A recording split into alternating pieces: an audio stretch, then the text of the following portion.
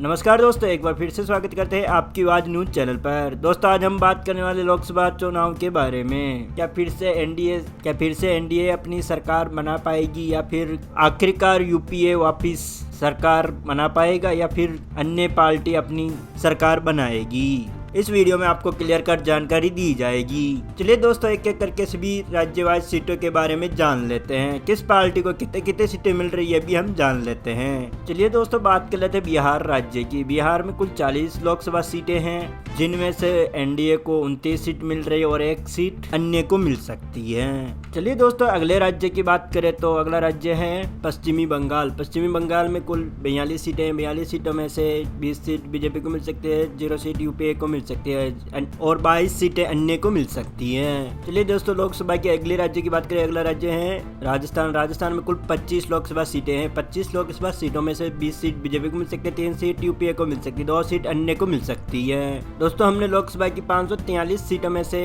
107 seat की हमने बात कर लिया, जिसमें से 69 सीट एनडीए को मिल सकती है, 4 सीट यूपीए को मिल सकती है और 12 सीट अन्य को मिल सकती है। दोस्तों, जान लेते हैं अगले राज्य के बारे में। अगला राज्य है हरियाणा। हरियाणा में कुल 10 लोकसभा सीटें हैं। 10 लोकसभा सीटों में से 5 एनडीए को मिल सकती है, 5 सीटें यूपीए को मिल सकती है, 0 सीट अन्य को मिल सकती है। दोस्तों, बात कर लेते हैं तमिलनाडु की। तमिलनाडु में कुल 39 लोकसभा सीटें हैं। 39 लोकसभा सीटों में से 20 सीट एनडीए को मिल सकती है, 15 सीट यूपीए को मिल सकती है, 0 सीट अन्य को मिल सकती है। दोस्तों, बात कर लेते हैं दादर नागर हवेली की। दादर नागर में कुल 1 लोकसभा सीटें हैं। 1 लोकसभा सीट में से 1 सीट एनडीए को मिल सकती है, 0 सीट यूपीए को मिल सकती है, 0 सीट अन्य को मिल सकती है। दोस्तों, हमने लोकसभा की 543 सीटों में से 157 सीट की हमने बात कर लिया, जिसमें से 95 सीट एनडीए को मिल सकती है, 24 सीट यूपीए को मिल सकती है, 16 सीट अन्य को मिल सकती है। दोस्तों, अगले राज्य की बात करें। अगला राज्य है महाराष्ट्र। महाराष्ट्र में कुल 48 लोकसभा सीटें हैं। 48 लोकसभा सीटों में से 35 सीट एनडीए को मिल सकती है, 5 सीट यूपीए को मिल सकती है, 8 सीट अन्य को मिल सकती है। दोस्तों, बात कर लेते हैं सिक्किम की। सिक्किम में कुल 1 लोकसभा सीट है। 1 लोकसभा सीट ही यूपीए को मिल सकती है। दोस्तों, बात कर लेते हैं उड़ीसा की। उड़ीसा में कुल 21 लोकसभा सीटें हैं। 21 लोकसभा सीटों में से 9 सीट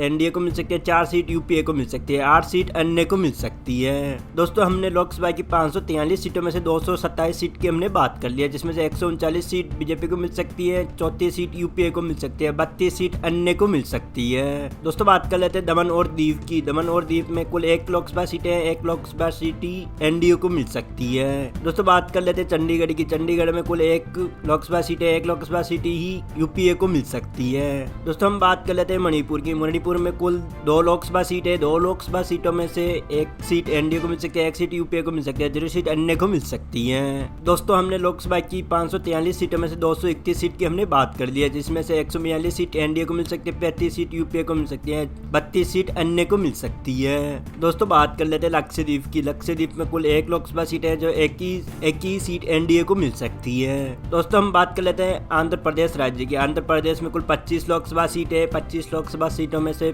15 सीट एनडीए को मिल सकती है, 1 सीट यूपीए को मिल सकती है, 0 सीट अन्य को मिल सकती है। दोस्तों, हम बात कर लेते हैं गोवा की। गोवा में कुल 2 विधानसभा सीटें हैं, जिसमें से दोनों ही सीट बीजेपी को मिल सकती हैं। दोस्तों, हमने लोकसभा की 543 सीटों में से 259 सीट की हमने बात कर ली है, जिसमें से 160 सीट बीजेपी को मिल सकती है, 36 सीट यूपीए को मिल सकती है, 41 सीट अन्य को मिल सकती है। दोस्तों, हम बात कर लेते हैं दिल्ली की। दिल्ली में कुल 7 लोकसभा सीटें हैं। 7 लोकसभा सीटों में से 6 सीट बीजेपी को मिल सकती है, 0 सीट यूपीए को मिल सकती है, जो 1 सीट अन्य को मिल सकती है। दोस्तों, हम बात कर लेते हैं त्रिपुरा की। त्रिपुरा में कुल 2 लोकसभा सीटें हैं। 2 लोकसभा सीटों में से 1 सीट बीजेपी को मिल सकती है, 1 सीट यूपीए को मिल सकती है, 0 सीट अन्य को मिल सकती है। दोस्तों, हम बात कर लेते हैं हिमाचल प्रदेश की। हिमाचल प्रदेश में कुल 4 लोकसभा सीटें हैं, जिसमें चारों सीट एनडीए को मिल सकती है। दोस्तों, हमने लोकसभा की 543 सीटों में से 272 सीट की हमने बात कर ली है, जिसमें से 171 सीट एनडीए को मिल सकती है, 37 सीट यूपीए को मिल सकती है, 41 सीट अन्य को मिल सकती है। दोस्तों, हम बात कर लेते हैं उत्तर प्रदेश की। उत्तर प्रदेश में कुल 80 लोकसभा सीटें हैं। 80 लोकसभा सीटों में से 65 सीट एनडीए को मिल सकती है, 0 सीट यूपीए को मिल सकती है और 15 सीट अन्य को मिल सकती है। दोस्तों, हम बात कर लेते हैं पांडिचेरी की। पांडिचेरी में कुल 1 लोकसभा सीटें हैं, जिसमें से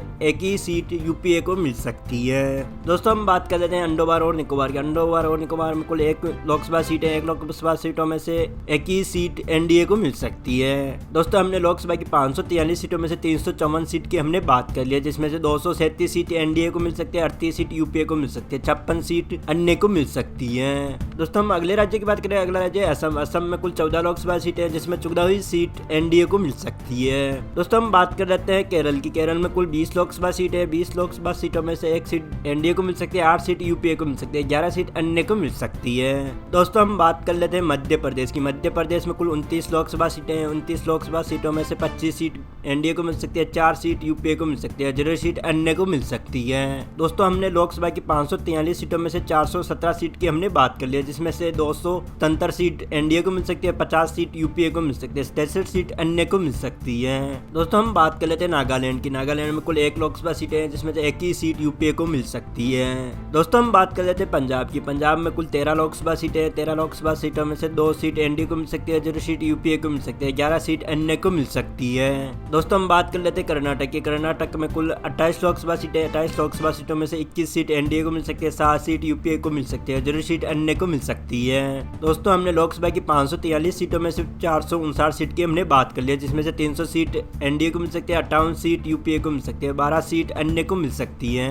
दोस्तों हम बात कर लेते हैं मिजोरम की। मिजोरम में कुल 1 लोकसभा सीट है, 1 ही लोकसभा सीट एनडीए को मिल सकती है। दोस्तों हम बात कर लेते हैं मेघालय की। मेघालय में कुल 2 लोकसभा सीटें हैं, जिसमें से 2 सीट एनडीए के खाते में जा सकती है। दोस्तों हम बात कर लेते हैं अरुणाचल प्रदेश की। अरुणाचल प्रदेश में कुल 2 लोकसभा सीटें, जिसमें से दोनों ही सीट यूपीए को मिल सकती है। दोस्तों हम बात कर लेते हैं छत्तीसगढ़ की। छत्तीसगढ़ में कुल 11 लोकसभा सीटें हैं, 11 लोकसभा सीटों में से 9 सीट एनडीए के खाते में जा सकती है, 2 सीट यूपीए के खाते में जा सकती है, 0 सीट अन्य को मिल सकती है। दोस्तों हम बात कर लेते हैं तेलंगाना की। तेलंगाना में कुल 17 लोकसभा सीटें हैं, 17 लोकसभा सीटों में से 5 सीट एनडीए को मिल सकती है, 1 सीट यूपीए को मिल सकती है, 0 सीट अन्य को मिल सकती है। दोस्तों अगले राज्य की बात करें, अगला राज्य है गुजरात। गुजरात में कुल 26 लोकसभा सीटें हैं, जिसमें से 26 ही सीट एनडीए को मिल सकती है। दोस्तों हमने लोकसभा की 543 सीटों में से 518 सीट की हमने बात कर ली, जिसमें 343 सीट एनडीए को मिल सकती है, 63 सीट यूपीए को मिल सकती है, 12 सीट अन्य को मिल सकती है। दोस्तों अगले राज्य की बात करें, अगला राज्य है उत्तराखंड। उत्तराखंड में कुल 5 लोकसभा सीटें, 5 लोकसभा सीटें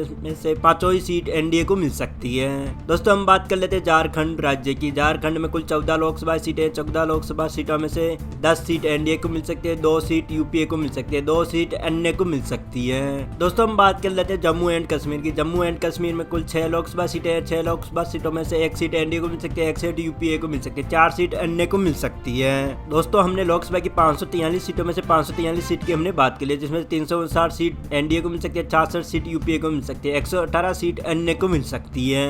दोस्तों हमारे सर्वे के हिसाब से एनडीए अपनी सरकार दोबारा बना सकती है। आपको क्या लगता है किस पार्टी का पीएम होना चाहिए, ये हमें कमेंट में जरूर बताइएगा। मिलते हैं अगले वीडियो में, तब तक के लिए जय हिंद, वंदे मातरम। थैंक यू दोस्तों।